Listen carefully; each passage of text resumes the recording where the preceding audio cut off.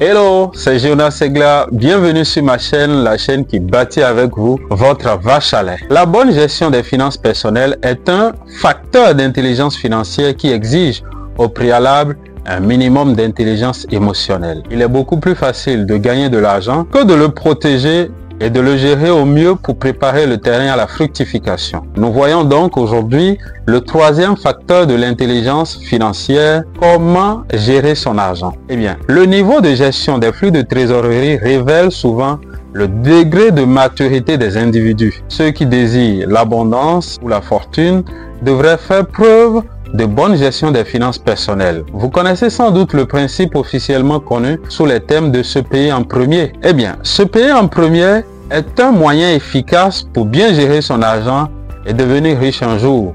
La vraie question, c'est combien faut-il mettre de côté pour faire preuve de bonne gestion? Combien faut-il épargner mensuellement ou régulièrement pour faire preuve de bonne gestion des finances personnelles? Si mensuellement vous épargnez 30% de votre salaire, vous avez beaucoup de chances de vous en sortir plus tard. Il est vrai que certains défenseurs du développement personnel comme Napoléon Hill et George Samuel Clarkson, l'auteur de L'homme le plus riche de Babylone, disent qu'à partir de 10% d'épargne mensuelle sur votre salaire, vous pourriez vous en sortir dans le futur. Mais la société de consommation dans laquelle nous sommes semble exiger un peu plus de fermeté pour une gestion optimale des finances personnelles si l'on veut réussir dans sa vie et dans la vie. Personnellement, ce que j'ai fait pour être financièrement indépendant, j'ai appliqué le principe du 67-33, c'est-à-dire 67% de mon salaire est destiné aux charges fixes et imprévues et les 33% qui restent épargnés de façon systématique pour l'investissement plus tard. À un moment donné, je me souviens avoir contacté ma banque principale pour indiquer le montant à prélever systématiquement de mon compte chèque ou mon compte épargne à chaque paye. Donc, il y a quelques leçons que nous allons citer ici. Ce sont des leçons de vie, des leçons tirées de mon expérience. Première leçon, visez la lune.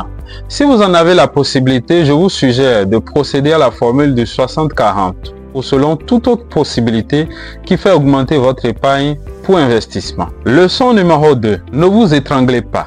Personne ne vous demande de réduire vos dépenses au point de vous retrouver sans abri ou sans vêtements commodes. L'idéal est de viser le développement durable, c'est-à-dire la satisfaction des besoins actuels sans compromettre celle des besoins ultérieurs.